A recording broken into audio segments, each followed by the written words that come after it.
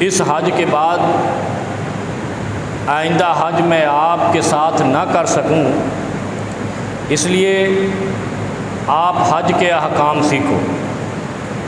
اور پھر قرآن کیا کہتا ہے؟ فلا رفث ولا فسوق ولا جدال فی الحج، 3 کام حج کرنے والا نہ کرے۔ اچھا، یہاں پہ تھوڑی سی غلط فہمی ہو گئی ہے، اور کوشش کریں گے کہ آج اس غلط فہمی کو ہم دور کرنے کی کوشش کریں۔ حج کے موقع پہ اگر رفث، فسوق اور جدال ہوگا تو حج باطل ہو جائے گا یا اس پر جرمانہ ہو جائے گا۔ تو اس کا مطلب ہے یہ تو اس سے متعلقہ ہی نہیں ہے۔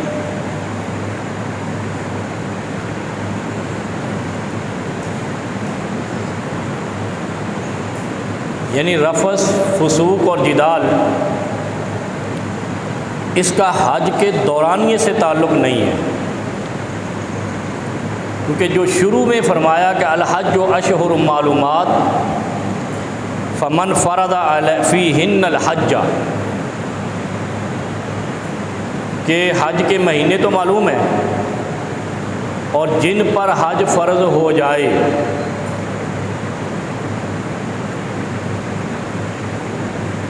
یعنی وہ صاحب استطاعت خیر ذات کے قابل ہو جائے، توشہ جو سفر کا ہے اس کے اخراجات کے قابل ہو جائے۔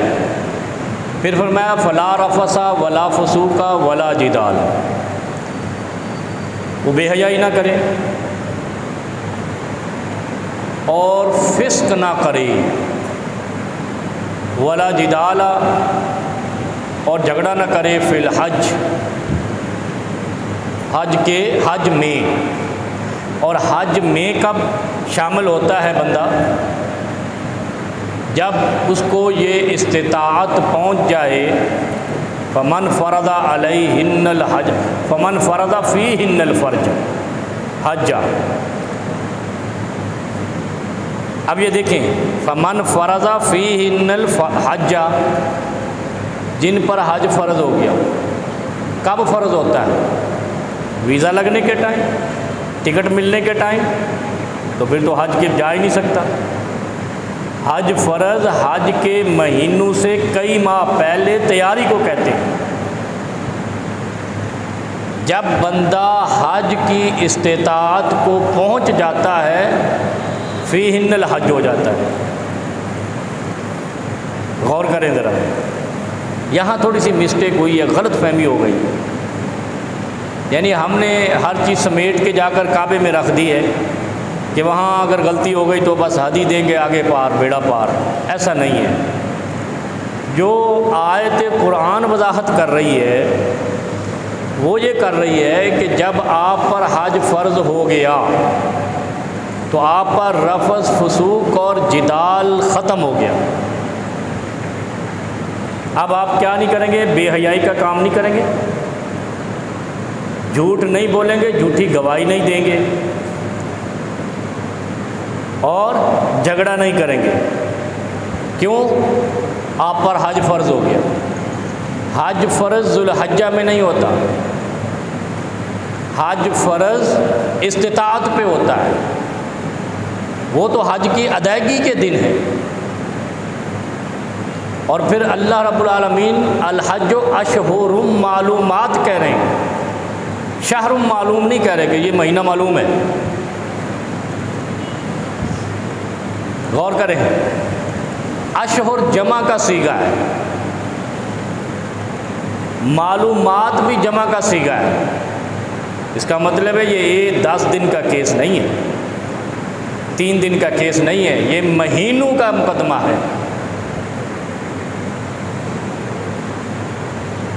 حاجی بننے کے لیے تو سارے پھر رہے نا سب، جس کو دیکھو وہی حاجی، وہ کیا کریں، اینٹ اٹھاؤ نیچے حاجی۔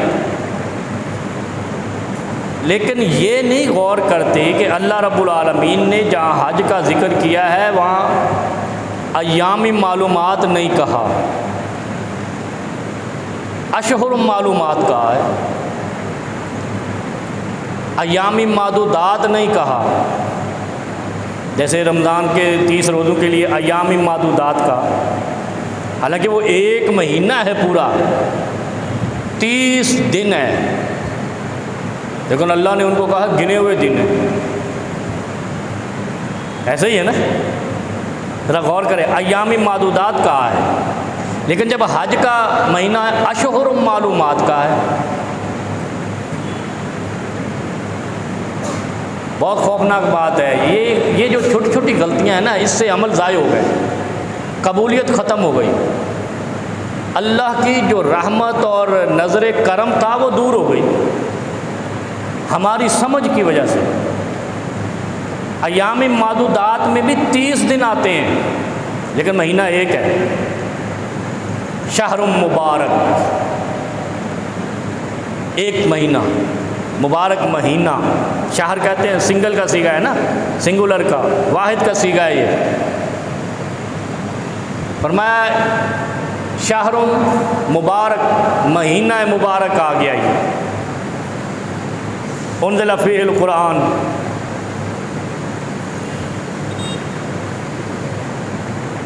شہر الصیام، ایسے کہتے ہیں نا روزوں کا مہینہ۔ لیکن یہاں جب حج کا تذکرہ ہوا تو اللہ نے اشہر معلومات کہا ہے، معلومات بھی جمع کا صیغہ استعمال کیا، اشہر شہرن کی جمع ہے، مہینے کی جمع ہے مہینے، شہران نہیں کہا، شہران کہتے 2 مہینوں کو۔ عربی لغت سیکھنے کا اسی لیے نبی علیہ السلام نے فرمایا تھا، عربی لغت انڈو پاک کے مسلمانوں نے سیکھی نہیں، اور مولوی کے سر پہ بڑی پگڑی کا سائز دیکھا اور اپنا دین بنا لیا۔ اور یہاں اللہ کیا کہتا ہے، ادھر ایام معدودات ہے، ایام کی جمع ایام ہے، 30 دن جمع کا صیغہ ہے کہ دن ہیں، کافی سارے دن ہیں، ثلاثون 30 دن، لیکن یہاں دنوں کا تذکرہ ہی نہیں کیا۔ اور ہم کہتے ہیں 5 دن ہیں مناسک حج کے مکمل کرنے میں، یا 10 دن ہیں، والفجر ولیال عشر، 10 راتیں افضل ہیں، اللہ قسم اٹھا رہا ہے، بالکل صحیح بات ہے، وہ الگ فرما رہا ہے، ان کو الگ فضیلت دے رہا ہے۔ نبی علیہ السلام کہتے ہیں زمین و آسمان میں اگر کوئی افضل دن ہے تو یہ 10 ذوالحجہ کے دن ہیں، یہ ذوالحجہ کی راتیں ہیں۔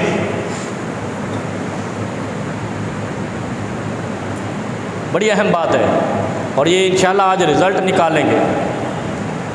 10 دن 10 راتیں افضل ہیں، بالکل ٹھیک ہے۔ ایام معدودات 30 دن روزے کے ہیں، اللہ نے گن کے بتا دیے قرآن میں۔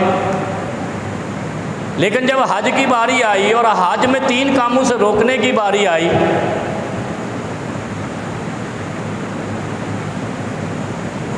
حج کے دنوں میں صرف 3 کاموں سے روکنے کی باری آئی تو کیا فرمایا، اشہر معلومات، مہینے ہیں، مہینے معلوم، ان مہینوں کی قدر جانو۔ نہ دن فرمایا نہ مہینہ فرمایا، مہینے معلومات ہیں۔ بھائی وہ کون سے مہینے ہیں؟ آج تو 10 دن میں ہے، 10 دن کو افضل قرار دیا گیا، ادھر رمضان کے 30 دنوں کو افضل قرار دیا گیا، پھر رمضان کے آخری عشرے کی طاق راتوں۔ لیکن یہاں جب 3 کاموں سے روکنا تھا تو کہا اشہر معلومات، کئی مہینے ہیں جن میں آپ نے 3 کام نہیں کرنے۔ کیا نہیں کرنے؟ اگر آپ نے نیت کر لی ہے کہ میں نے حج پہ جانا ہے آپ کا اکاؤنٹ بھی اجازت دے رہا ہے کہ آپ نے حج پہ جانا ہے، آپ صاحب استطاعت ہیں، آپ کے ساتھ آنے جانے کا خرچہ موجود ہے، کسی اور سے نہیں مانگنا ہے، قرض پہ حج نہیں کرنا ہے۔ کرتے ہیں نا، زندگی میں ایک بار کرنا ہے، قرض لے لیتے ہیں۔ مقروض پہ حج ہی نہیں ہے، لیکن صرف اتنا ہی ہمیں یاد ہے کہ مقروض پہ حج نہیں ہے، لہذا ہم نہیں جاتے، کیونکہ ہم تو بحیثیت ریاست ہی مقروض ہیں۔ نہیں، پوری ریاست ہی ہماری مقروض ہے، تو ہم پہ حج کیسے ہو گیا؟ اور میں نے پہلے بھی کہا تھا، غلام پہ بھی حج نہیں۔ بڑا لوگوں نے شوق سے سنا اس کو، بے غلام ہیں آپ، غلام پہ حج نہیں۔ اور اتنے بڑے غلام تو عرب کے وہ بدو بھی نہیں تھے کہ جو اپنے کسی کافر کو مارنے کے لیے کسی دوسرے کافر کے غلام بن جائیں۔ ہم نے اپنے مسلمانوں کو مروانے کے لیے یہودیوں کے غلامی کی، ان کو اڈے دیے، ان کو ریاست دی، پوری قوم ہی بیچ دی، ہم نے اپنے مسلمان مروائے۔ ہم غلام نہیں، بے غیرت ہیں ہم، لیکن غلام نہیں ہیں۔ یہ پتہ نہیں کون سا ان کے پاس مدبر آیا، مفکر آیا، جس نے یہ معنی سمجھا دیا کہ ہم آزاد قوم ہیں۔ لیکن یہاں جب قرآن سمجھنے کی باری آتی ہے تو ہم اپنے آپ کو بچانے کے لیے اندھے بھی ہیں، بہرے بھی ہیں، گونگے بھی ہیں۔ یہ نہیں سوچتے کہ رمضان کے دنوں کو اللہ نے گن کے بتایا، ذوالحجہ کے 10 دنوں کو گن کے بتایا، لیکن جب کہا رفث، فسوق اور جدال نہیں کرنا تو کہا مہینوں میں نہیں کرنا۔ اشہر معلومات، کئی مہینے ہیں جن میں بے حیائی نہیں کرنی، جھوٹی گواہی نہیں کرنی، جھگڑا نہیں کرنا، پھر نیت حج کرنا۔ اور ہم یا ہمارے مسٹیکین مفسرین نے کیا کیا؟ انہوں نے کہا جو حج کے ایام حج میں رفض فسوق جدال کرے گا اس پہ حدی لازم آئے گی یا حج باطل ہو جائے گا، حج مقبول نہیں ہوگا۔ بھائی ادھر تو اشہر معلومات کہا ہے، ایام معلومات تو نہیں کہا ان کو۔ ایام معدودات، ایام معلومات رمضان کے لیے کہا ہے۔ اشہر معلومات سے مراد یہ ہے کہ جس دن آپ کا پروسیجر حج کے لیے سٹارٹ ہو گیا اس دن سے بے حیائی نہیں ہوگی، اس دن سے جھوٹی گواہی نہیں ہوگی، کیونکہ نبی علیہ الصلوۃ والسلام کی 2 مشہور احادیث ہیں جو سب نے سنی ہوئی ہے۔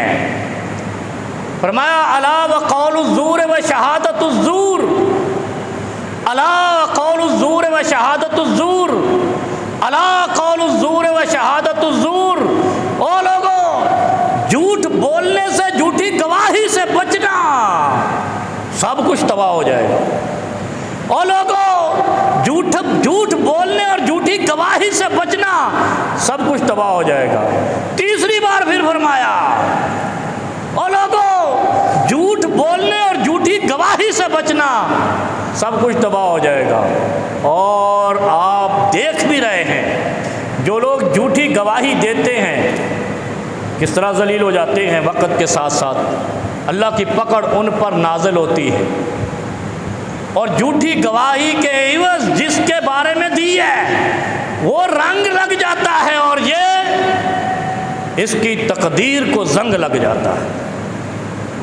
پھر دوسری حدیث کیا ہے؟ نبی علیہ الصلوۃ والسلام کی مشہور حدیث ہے، کیا فرمایا؟ یا ایھا الناس ان اللہ طیب ولا یقبل الا طیبا۔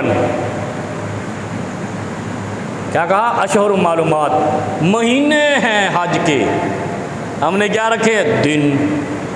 یہ ہم نے نکالے نا مولویوں نے، اللہ تو مہینوں کو جمع کا صیغہ لگا کر کہتا ہے، اور پھر اس کی وضاحت کہاں سے کرتا ہے؟ دیکھیں آپ، بڑی اہم بات، نبی علیہ السلام نے ایک حدیث میں فرمایا کہ اللہ پاک ہے اور وہ قبول نہیں کرتا سوائے پاکیزہ کے۔ ایک دن میں پاک ہو گیا، سارا سال حرام کھایا، ویزا لیتے وقت نیکی کرنا شروع کر دی، نماز پڑھنا شروع کر دی، حج ہو گیا۔ غور کریں، اشہر و معلومات سے منطبق کریں آپ۔ حج کے مہینے اور اللہ پاک ہے، پاکیزگی کو قبول کرتا ہے، پاکیزگی کے سوا کچھ قبول نہیں کرتا۔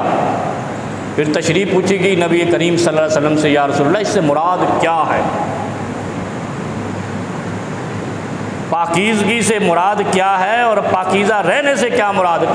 ہر وقت وضو میں رہیں، ہر وقت غسل میں رہیں، حج کے لیے یہ شرط ہی نہیں ہے۔ جیسے نماز کے لیے وضو کرنا لازم ہے، ایسا نہیں کہ حج کے لیے روانگی کے وقت وضو کر لیں، غسل کر لیں۔ اس حدیث سے جو چیز ثابت ہو رہی ہے وہ کچھ اور ہے۔ آپ نے فرمایا کل ایک بندہ آئے گا، اس کے سارے اعمال ہوا منصورہ، اللہ ہوا میں اڑا دے گا سارے عمل۔ بڑا نمازیں لے کر آیا، بڑے حج لے کر آیا، بڑے روزے لے کر آیا، ہر وقت قرآن جیب میں تھا اور رشوت لیتا تھا، ہر وقت قرآن جیب میں تھا، کورٹ میں جھوٹی گواہی دے دیتا تھا، ہر وقت قرآن جیب میں تھا اور بس فحاشی پھیلاتا تھا، بے حیائی کی باتیں کرتا تھا۔ وہ پھر حافظ قرآن ہی کہہ لو، ہر وقت حافظ قرآن تھا اور جھگڑے سے باز نہیں آتا تھا، جھوٹ بولنے سے باز نہیں آتا، رفث بے حیائی سے باز نہیں آتا ہے۔ کیا چکر ہے یہ؟ نبی علیہ السلام نے فرمایا لوگو، کل ایک آدمی پراگندہ، غبار آلود، تھکا ماندہ آئے گا،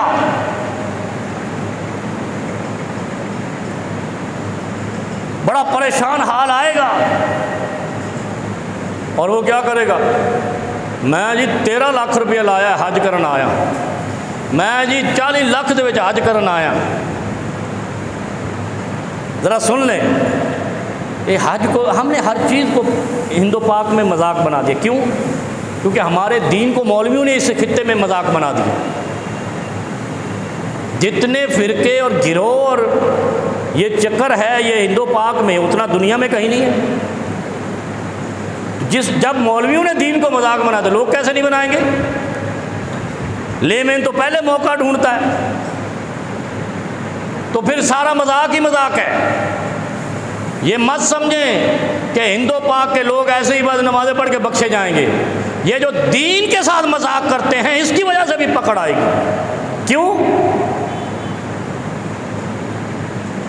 اس لیے کہ بڑے مومن پاکیزہ اور بڑے صاف ستھرے ہو کے کل حشر میں قطار میں لگے ہوں گے، نبی علیہ الصلوۃ والسلام کی سفارش لینی ہے اور جنت میں جانا ہے۔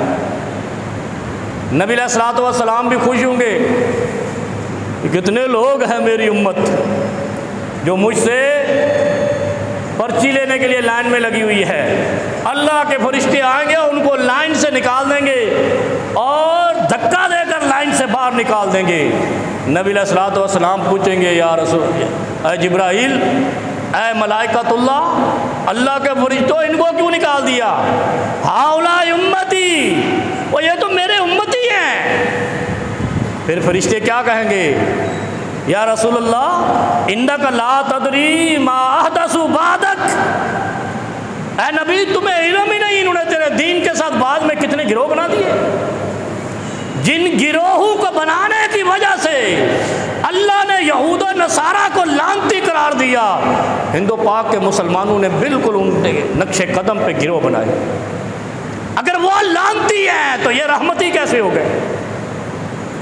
اور پھر کہتے کیا ہیں؟ اہل حدیث بھی تو فرقہ ہے، کہتے ہیں نا؟ نہیں کہتے؟ وہابی تو فرقہ ہے۔ اگر ہم فرقہ ہیں تو وہابی بھی فرقہ ہے، کہتے ہیں نا اہل حدیث فرقہ ہے۔ اور کبھی سنا نہیں سنا؟ ذرا آج غور کر کے جائیں، یہ حج کو مذاق، دین کو مذاق، نمازوں کو مذاق، عبادتوں کو مذاق، اعمال کو مذاق، اور ہم مسلمان۔ وہ اہل حدیث کیسے فرقہ ہو گیا؟ قرآن اصل دین ہے، نبی اصل دین ہے۔ جو قرآن اور رسول سے ہٹے گا گروہ وہ ہوا، جو قرآن اور نبی سے جڑا رہے گا وہ گروہ کیسے ہوا؟ اور اگر وہ بھی گروہ ہے تو اصل کیا ہے؟ نہیں سمجھے؟ ہماری بخشش اللہ نے کرنی ہے، نبی نے سفارش کرنی ہے، تو اس کا مطلب کیا ہے؟ ہمارے کرنی والے عرشو والے ہیں، کیونکہ ہمارا نبی عرشو پہ گیا ہے، وہ ایک ہی ہے۔ وَمَا يَنطِقُ عَنِ الْهَوَىٰ إِنْ هُوَ إِلَّا وَحْيٌ يُوحَىٰ۔ اگر سمجھ نہیں آتا دین تو فرقے والے مولوی کے پاس جا کر جہنمی مت بنیے۔ فرقہ وہ ہوگا جو اللہ اور اس کے رسول کے دین سے آگے کسی نام کو اختیار کرے گا۔ اور اگر اصل دین اللہ رسول بھی گروہ ہے تو دین اسلام کیا ہے؟ دین حق کیا ہے؟ بخشش کا وہ پیمانہ کیا ہے؟ راہ حق کیا ہے؟ راہ نجات کیا ہے؟ وہ جو طائفہ منصورہ کہا گیا وہ کیا ہے؟ اس لیے ان جاہلوں کے پروپیگنڈے میں مت آئیے، ان شیطانوں کے چکر میں مت آئیے۔ جو اللہ اور رسول کی رسی کو پٹڑی کو چھوڑے گا وہ گروہ کہلائے گا، جس کا ملجا اور ماوا اللہ اور اس کا رسول ہے وہ گروہ کیسے ہے؟ وہ تو اصل دین ہے، وہ تو طائفہ منصورہ ہے، وہ تو راہ نجات ہے، وہ تو راہ حق ہے، وہی تو مکہ اور مدینہ ہے، وہی تو بخشش کی راہ ہے، وہی تو میدان محشر کا مقام ہے، وہی تو سفارش ہے جو پیغمبر کائنات نے اللہ کی اجازت سے کل دینی ہے۔ اس لیے اہل حدیث فرقہ ہے ہی نہیں، گروہ ہے ہی نہیں۔ گروہ پہ لعنت کرنے والا اگر کوئی دنیا میں اس وقت فرقہ ہے یا گروہ ہے یا جماعت ہے یا طائفہ ہے تو وہ صرف اہل حدیث ہے۔ اس لیے کہ اللہ نے لعنت کی ہے فرقے بنانے پہ، گروہ بنانے پہ، پٹڑیاں نکالنے سے، امام بنانے سے، اور اپنے اپنے پیشوا بنا کر مدینے والے پیشوا سے ہٹانے پہ۔ اس لیے اہل حدیث کو فرقہ کہنا یہ ابلیس لعین کی چال ہے، کیونکہ اصل دین ہی اہل حدیث ہے۔ الحج اشہر معلومات، انہاں مولویوں نے دسیا کرو۔ اے جڑا نوجوان طبقہ بیٹھا نا، آج تو مزے کی بات یہ ہے کہ ہمارے وہاں بزرگ صرف 5-6 ہی ہیں، نوجوانوں کا مجمع ہے، اور نوجوان ہائے ہائے ہائے ہائے ہائے، جو شان نوجوان کی اسلام میں ہے وہ تو پاکستان کے یوتھیوں میں بھی نہیں ہے۔ وہ کہتے ہیں نا یوتھی ہے، بھائی یہ کوئی مذاق نہیں ہے، یوتھی ہے انگلش کا لفظ ہے۔ نبی علیہ الصلوۃ والسلام نے خاص طور پہ نوجوانوں کو پکارا، اس لیے کہ نوجوان نسل نو ہے۔ کیا فرمایا؟ یا معشر الشباب، اے نوجوانوں کی جماعت، یعنی نبی علیہ السلام نے تو نوجوانوں کی الگ جماعت بنائی ہے، ان کو پکارا ہے۔ علی نوجوان ہی تھے، جنت کے سردار، حسین نوجوان ہی تھے، جنت کے سردار۔ نوجوانی میں جس نے پیغمبر کا ساتھ دیا اس نے